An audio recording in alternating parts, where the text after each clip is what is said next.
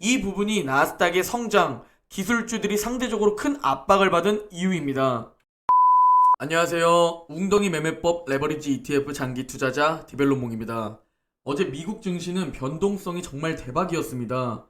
연준 의장의 파월이 연임했다는 소식이 들려오자마자 불확실성 해소로 장 초반 큰 상승을 보여주던 미국 증시였습니다. 그래서 장 초반에 커뮤니티 게시판에 신고가 갱신에 대한 축하글을 남겼는데 그 이후 미국 증시는 바로 급락했습니다. 제가 말하고 나서 바로 떨어지는 모습. 앞으로는 장중 주가가 떨어지지 않기 위해 커뮤니티의 신고가 축하글은 조금 자제할 수도 있습니다. 오늘 전해드릴 내용을 간단히 말씀드리면 연준 의장 연임에 파월이 재지명되었다는 소식과 그 소식과 함께 왜 나스닥이 급락하였는지를 설명드리고 파월 연임에 대한 전문가 시각을 살펴볼 예정입니다. 그리고 전해드리는 뉴스로는 테슬라가 내년 3월에 중국의 모델 S를 출시한다는 소식입니다.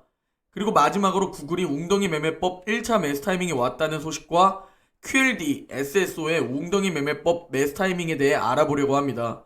그럼 오늘의 시황 시작합니다. 어제 미국 증시 3대 지수가 엇갈린 움직임을 보였습니다. 다우가 홀로 미미하게 상승했고 나스닥과 S&P 500은 떨어졌는데요. 파월 연준 의장이 재지명되었다는 소식이 전해진 이후 증시는 장 초반 긍정적인 흐름을 이어나갔습니다.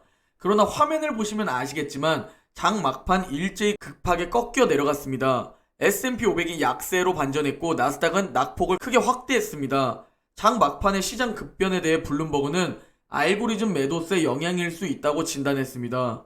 다우는 0.05% 약 보합 마감했고 나스닥은 1.3% 하락, S&P 500은 0.3% 하락 마감했습니다. 금일 맵을 좀 살펴보면 먼저 테슬라를 제외한 빅테크의 약세가 눈에 띄는데요. 곧 설명드리겠지만 파월 재지명으로 내년 금리 인상이 거의 확실시 되면서 미국 10년물 국채금리가 급상승한 영향입니다.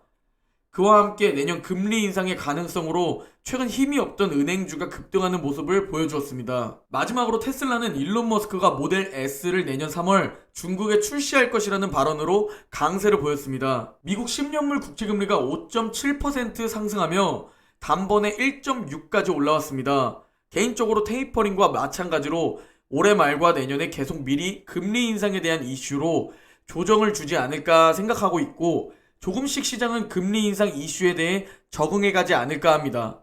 그리고 저는 금리 인상으로 인한 하락은 매수 기회로 보고 있으며 일정 비중의 현금을 들고 있을 계획입니다. 오늘 파월 연임 이후 미국 10년물 국채금리가 급등하면서 나스닥은 반대로 급락하는 흐름을 연출했습니다. 금일 공포지수는 64입니다. 이제 극심한 탐욕 구간에서 많이 내려온 것을 알 수 있습니다. 일주일 전만 해도 82였던 공포지수는 현재 64까지 내려왔고 한 달 전과 비슷한 수치, 그리고 1년 전과 비슷한 수치까지 내려왔습니다. 그리고 조 바이든 미국 대통령은 이날 제롬 파월 의장의 연임을 지명했습니다. 그리고 브레이너드 연준 이사는 부의장으로 승진 지명되었습니다. 이에 국채시장 장단기 금리가 일제히 급등하며 연준의 부양책 회수가 본격화할 가능성을 반영했는데요. 단기 자금시장은 내년 6월 금리 인상 개시를 확실시하면서 연말까지 세 차례 금리 인상 가능성을 거의 완전히 프라이싱했습니다. 이 부분이 나스닥의 성장, 기술주들이 상대적으로 큰 압박을 받은 이유입니다. 바이든 대통령이 이날 파월 의장을 재지명하자 금융시장은 브레이너드에 비해 덜 완화적인 파월의 정책 태도를 예상했습니다. 의장 인사가 마무리된 만큼 전례가 없었던 고도의 통화 부양을 되돌리는 작업이 본격적으로 이어질 것이라고 시장 참여자들은 예상했는데요. 현재 상황은 연준의 조기 금리 인상 전망에 더욱 힘이 붙었습니다. 뉴욕 증시 마감 이후 유로달러 선물 시장은 내년 6월까지의 금리 인상폭을 28.75bp로 가격에 반영했는데요. 전일 대비 5.25bp 확대됐습니다. 이는 내년 6월까지 금리 인상이 단행될 것으로 확실시 된다는 의미로 해석할 수 있습니다. 그러면 파월 연준 의장 연임에 대한 전문가 시각을 살펴봐야 할 텐데요. 월가 전문가들은 대체로 긍정적인 평가를 내놓고 있습니다. 기존의 긴축 정책이 일관되게 유지될 것이라고 보면서 불확실성이 적다는 분석이 우세합니다. 그래서 시장에 미치는 영향이 최소화될 것으로 보고 있죠. 결국 우리가 이미 알고 있는 테이퍼링이 내년 6월쯤 마무리될 것이라는 것과 2022년에 금리 인상을 할 가능성인 겁니다. 그리고 어제 테슬라는 장중 5%까지 상승하는 모습을 보여주었는데요. 그 이후로는 일론 머스크가 내년 3월에 중국에서 모델 S를 출시한다는 계획을 자신의 트위터를 통해 밝혔기 때문입니다. 모델 S는 올 초 미국에서 출시된 모델로 가격이 13만 달러입니다. 우리나라 돈으로 약 1억 5,400만 원에 달하는 가격이죠. 이 모델 S는 시속 100km까지 도달하는데 2초 이내라고 합니다. 이 뉴스가 왜 급등을 시켰냐면 중국은 세계 최대 전기차 시장이기 때문입니다. 다음으로 웅덩이 매매법 1차 매수 타이밍이 온 구글 일봉 차트입니다.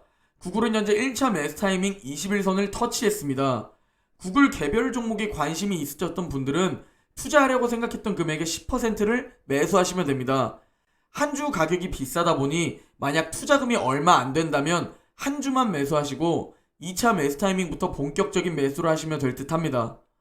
구글은 일봉을 크게 펼쳐놔도 21선이 보통 매수 타이밍이며 1년에 61선 2차 매수 타이밍까지 내려오는 경우가 몇 번 없습니다. 만약 61선 부근까지 온다면 당연히 본격적인 웅덩이 매매법 2차 매수 타이밍입니다. 그리고 우리의 QLD는 계속 올라주면서 1차 매수 타이밍인 21선도 같이 급하게 올라가고 있어서 곧 만날 수도 있다고 생각됩니다. 1차 매수 타이밍의 가격은 화면 오른쪽에 노란 박스를 보시면 아시겠지만 현재 87.5달러입니다. 내일은 아마 조금 더 오른 가격이 될 겁니다. 21선에 주가가 터치하면 QLD 투자금의 10%를 매수하시면 됩니다. 그리고 우리의 두 번째 종목 SSO입니다. SSO 역시 1차 매수 타이밍인 21선이 급하게 올라와주며 조금만 떨어져주면 1차 매수 타이밍인데요. 화면 오른쪽을 보시면 현재가는 141.7달러이고 1차 매수 타이밍인 21선의 가격은 140달러입니다. 21선을 터치한다면 SSO에 투자할 현금의 10%를 매수하시면 됩니다. 나스닥과 S&P 500이 올라주면 오질 하시면 되고 떨어져서 웅덩이 매매법 매수 타이밍에 오면 웅줍으로 대응하시면 됩니다. 결국 QLD는 100달러를 찍을 것이고 SSO는 200달러를 찍을 겁니다. 우리는 원칙대로 매수 타이밍마다 웅줍하며 수량을 늘려나가면서 수익률이 아닌 수익금만을 보시고 앞으로 나아가시길 바랍니다. 오늘 영상은 여기까지입니다. 우리 모두 오를 땐 즐기고 웅덩이에서 줍줍하는 오질 웅줍 하시기를 바랍니다. 제 영상이 도움이 되셨다면 구독과 좋아요 댓글 한 번씩 꼭 부탁드립니다. 오늘 하루 화이팅 하시고 내일 영상에서 뵙겠습니다.